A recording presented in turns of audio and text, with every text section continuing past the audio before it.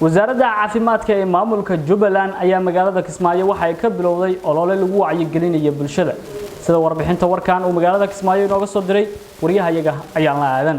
xilli ay sii kordhaysay saameynta xanuunka coronavirus ayaa guud ahaan waxa magaalada Kismaayo ka soconayo wacyigelin ku aad sidii bulshada looga wacyigelin lahaa xanuunka COVID-19 wasaaradda caafimaadka ayaa wada dadaalo bulshada looga wacyigelinayo xanuunka coronavirus koox ka socota wasaaradda caafimaadka ayaa bulshada ku baraarujisay sida xanuunka uu ku faafayo iyo sidii dadka ay isaga ilaalin lahaayeen caabuqa coronavirus Dr. Cabdinaasir Maxamed Cabdi isku duwaha caafimaadka ee gobolka Jubbada Hoose oo u waramay telefishinka CWTV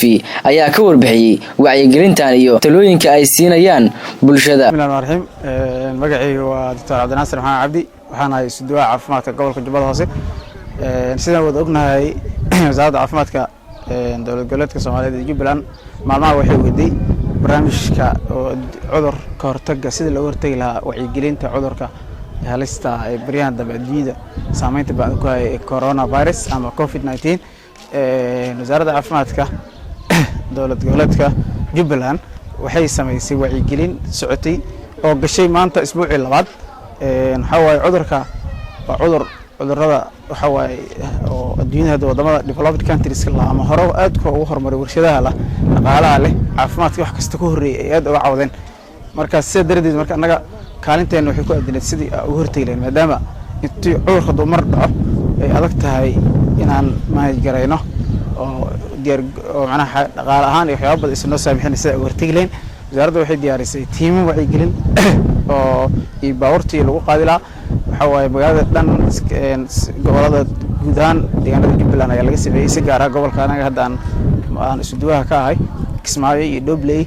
oo borderline iska meelaha ugu daran macnaha shaqada inta ugu badan aad uga socdo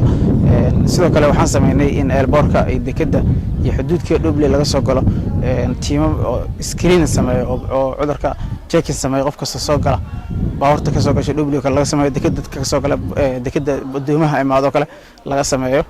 iyo kontaroolada laga soo galo meelaha deegaanada dowladda gacanta ku hayso sidoo kale cudurka marka calaamadihiisa kulay waa inta badan laga wada dhaqaajiyay waa hargabka kale marka fiirisid laakiin wuxuu kaga duwan yahay xogaa qandhadiisna waa qandho xoog leh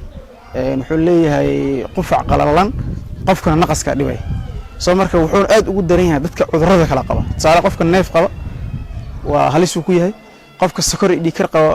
waxay ugu macaan qolada caafimaadka comorbidity macna qof cudur kale qabi hadii cudur kale ugu darsamo waa aad ugu daran yahay that's why wadamada